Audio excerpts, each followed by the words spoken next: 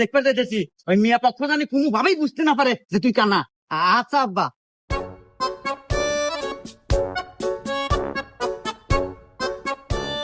তো বাবা যে আসতে কোনো সমস্যা নেই তো? না আমাদের কোনো সমস্যা হয় নাই। আচ্ছা যাই হোক, এখন কো আমাদের মেয়ে পছন্দ হলো নাকি? বিয়াই সাহেব আমাদের পক্ষে তো কোনো সমস্যা নাই, মিয়া আমাদের খুব পছন্দ হয়েছে। আলহামদুলিল্লাহ, বিয়ে যাওয়া তো পাকাপুক্তি হইলো, তাহলে এই সুবাদে মিষ্টি মুখ করা যায়।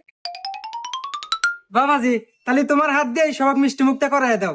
এগাদা তোর হসুর কল তোর সামনেই মিষ্টি না খাড়া আছে, আর মিষ্টি কিন্তু দড়িটা বান্ধা আছে, ওটা খুলে নিস।